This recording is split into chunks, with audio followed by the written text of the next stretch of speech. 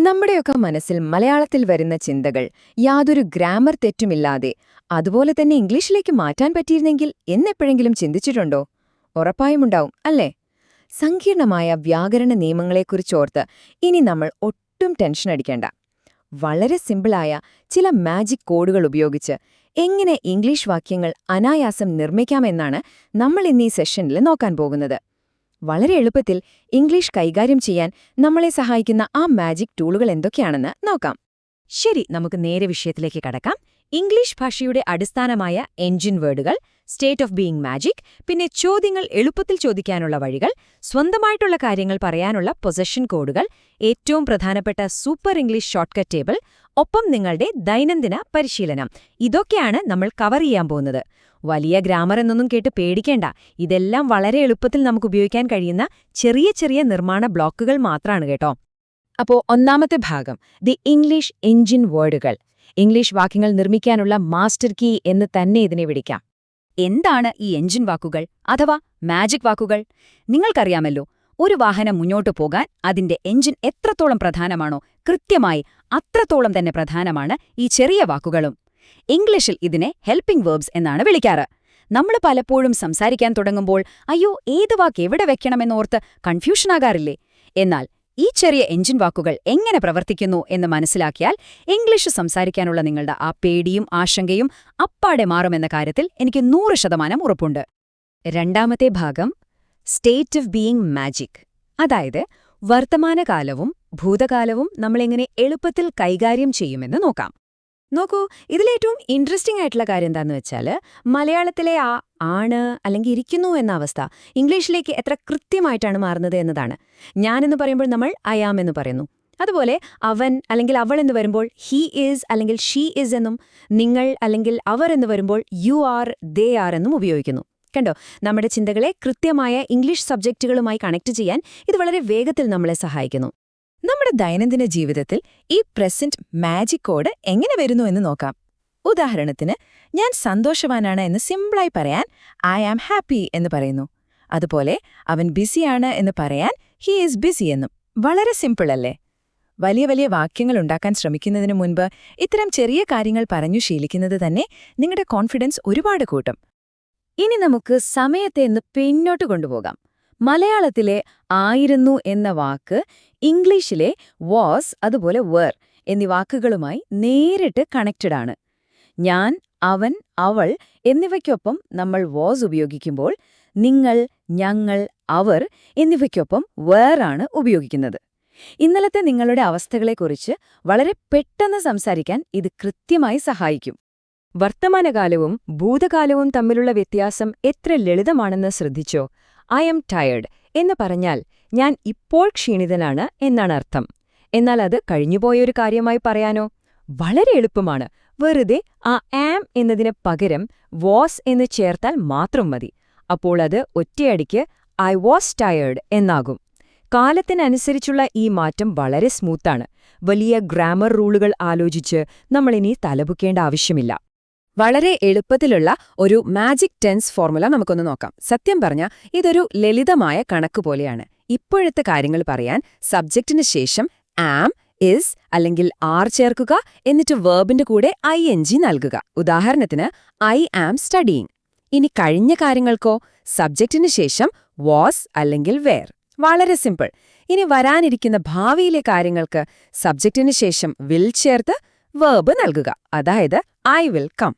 അതെ, നിങ്ങളുടെ ടെൻസ് സംബന്ധിച്ച പേടി മാറ്റാൻ ഈ ഒരൊറ്റ ഫോർമുല മാത്രം മതി. റൂൾസ് ഇത്രയുള്ളൂ. ഇനി മൂന്നാമത്തെ ഭാഗം, ആസ്കിംഗ് ക്വസ്റ്റ്യൻസ് ഈസിലി. ചോദ്യങ്ങൾ ചോദിക്കാൻ ഉപയോഗിക്കുന്ന ഡു, ഡസ്, ഒപ്പം ഡിഡ് എന്നിവയാണ് നമ്മളിവിടെ നോക്കുന്നത്. എനിക്കൊരു കാര്യം നിങ്ങളോട് ചോദിക്കാനുണ്ട്. പരമ്പരാഗതമായ ഗ്രാമർ റൂളുകളൊക്കെ ഓർത്ത് കൺഫ്യൂഷനാകാതെ എങ്ങനെ നമുക്ക് വളരെ എളുപ്പത്തിൽ ഇംഗ്ലീഷിൽ ചോദ്യങ്ങൾ ചോദിക്കാൻ കഴിയും? നിങ്ങളിൽ പലർക്കും ഈ ബുദ്ധിമുട്ട് ശരിക്കും തോന്നിയിട്ടുണ്ടാകാവല്ലേ? മറ്റൊരാളോട് സംസാരിക്കാൻ തുടങ്ങുമ്പോഴുണ്ടാകുന്ന ആ ഒരു മടി മാറ്റാനും നിങ്ങളുടെ ആ സംശയങ്ങൾക്കുമുള്ള കൃത്യമായ ഉത്തരമാണ് നമ്മൾ ഇനി കാണാൻ പോകുന്ന ഈ ക്വസ്റ്റ്യൻ മാജിക്.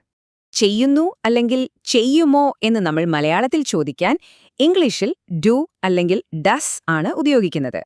ഞാൻ, നീ, ഞങ്ങൾ, അവർ എന്ന് വരുമ്പോൾ ഡു ചേർത്ത് ചോദ്യം ചോദിക്കാം. ഉദാഹരണത്തിന്, ഡു യു വർക്ക്? എന്നാൽ അവൻ, അവൾ, അത് എന്ന് വരുമ്പോൾ നമ്മൾ കൃത്യമായും ഡസ് തന്നെ ഉപയോഗിക്കണം. ഉദാഹരണത്തിന്, ഡസ് ഹി സ്പീക്ക് ഇംഗ്ലീഷ്? ആര് ചെയ്യുന്നു എന്നതിനനുസരിച്ച് ഡു ആണോ ഡസ് ആണോ വേണ്ടത് എന്ന് തിരിച്ചറിയുക. ഈ ഒരു ചെറിയ ട്രിക്ക് അറിഞ്ഞിരുന്നാൽ തന്നെ മറ്റുള്ളവരോട് ചോദ്യങ്ങൾ ചോദിക്കുന്നത് വളരെ ഈസിയാവും. പലർക്കും എപ്പോഴും തെറ്റുപറ്റുന്ന ഒരു സുപ്രധാന ഭാഗമാണിത് കേട്ടോ. ഡിഡ് അതുപോലെ ഡൺ, ഇവ തമ്മിലുള്ള വ്യത്യാസം. കഴിഞ്ഞുപോയ ഒരു കാര്യത്തെക്കുറിച്ച് ചോദിക്കാൻ നമ്മൾ ഡിഡാണ് ഉപയോഗിക്കുന്നത്. അതായത്, നീ പോയോ എന്ന് ചോദിക്കാൻ ഡിഡ് യു ഗോ? എന്നാൽ പൂർണ്ണമായി ചെയ്തു തീർത്ത ഒരു പ്രവൃത്തിയെക്കുറിച്ച് പറയാൻ നമ്മൾ ഡൺ ഉപയോഗിക്കുന്നു. ഞാൻ ആ ജോലി ചെയ്തു കഴിഞ്ഞു എന്ന് പറയാൻ I have done the work എന്ന് പറയും. ചോദ്യവും ഉത്തരവും തമ്മിലുള്ള ഈ വ്യത്യാസം നമ്മൾ വ്യക്തമായി മനസ്സിലാക്കി വെക്കുന്നത് നമ്മുടെ ഇംഗ്ലീഷ് സംസാരത്തെ ഒരുപാട് സഹായിക്കും. 4ാമത്തെ ഭാഗം, ദ പൊസഷൻ കോഡ്. സ്വന്തമായുള്ള കാര്യങ്ങളെക്കുറിച്ച് ഇനി നമുക്ക് യാതൊരു പേടിയുമില്ലാതെ സംസാരിക്കാം. ഇവിടുത്തെ ഏറ്റവും പ്രധാനപ്പെട്ട പോയിന്റ് എന്താണെന്ന് വെച്ചാൽ, ഒരു ഉടമസ്ഥാവകാശം, അതായത് സ്വന്തമായുള്ള കാര്യങ്ങൾ എങ്ങനെ എളുപ്പത്തിൽ പ്രകടിപ്പിക്കാം എന്നതാണ്. മലയാളത്തിലെ ഉണ്ട് എന്ന ആ ഒറ്റവാക്കിനു പകരമായി നമ്മൾ ഇംഗ്ലീഷിൽ സബ്ജക്റ്റിനനുസരിച്ച് ഹാവ് അല്ലെങ്കിൽ ഹാസ് ഉപയോഗിക്കുന്നു. എനിക്കൊരു കാറുണ്ട് എന്ന് പറയാൻ ഐ ഹാവ് എ കാർ. അവനൊരു ഫോൺ ഉണ്ടെങ്കിൽ ഹി ഹാസ് എ ഫോൺ. അത്രയുള്ളൂ. ഇനി അത് ഭൂതകാലത്തിലാണെങ്കിലോ, അതായത് ഉണ്ടായിരുന്നു എന്ന് പറയാൻ ഇതിലും എളുപ്പമാണ്. എല്ലാ സബ്ജക്റ്റുകൾക്കുമൊപ്പം വെറുതെ ഹാഡ് ഉപയോഗിച്ചാൽ മതി. ഉദാഹരണത്തിന്, ഐ ഹാഡ് എ ബൈക്ക്. 5ാമത്തെ ഭാഗം, സൂപ്പർ ഇംഗ്ലീഷ് ഷോർട്ട്കട്ട് ടേബിൾ. ഇത് ശരിക്കും നിങ്ങളുടെ ഒരു മാസ്റ്റർ ഷോർട്ട്കട്ട് തന്നെയാണ്. ഇതാണ് നമ്മുടെ ഈ സൂപ്പർ ഇംഗ്ലീഷ് ഷോർട്ട്കട്ട് ടേബിളിന്റെ ഏറ്റവും പ്രധാനപ്പെട്ട കാതൽ. നമ്മൾ മലയാളത്തിൽ ചിന്തിക്കുന്ന കാര്യങ്ങളെ നേരിട്ട് ഇംഗ്ലീഷ് കോഡുകളിലേക്ക് മാറ്റാനുള്ള ഏറ്റവും മികച്ച പാലമാണിത്. മലയാളത്തിൽ ആണ് എന്ന് ചിന്തിക്കുമ്പോൾ തന്നെ നിങ്ങളുടെ മനസ്സിലേക്ക് ആം, ഈസ്, ആർ വരണം. ആയിരുന്നു എന്ന് ചിന്തിക്കുമ്പോൾ വാസ്, വർ. ചെയ്യും എന്ന് വരുമ്പോൾ വിൽ. ചെയ്തു എന്നതിന് ഡിഡ്. ചെയ്തു കഴിഞ്ഞു എന്നതിന് ഡൺ. ഇനി ഉണ്ട് എന്നതിന് ഹാവ് അല്ലെങ്കിൽ ഹാസ്.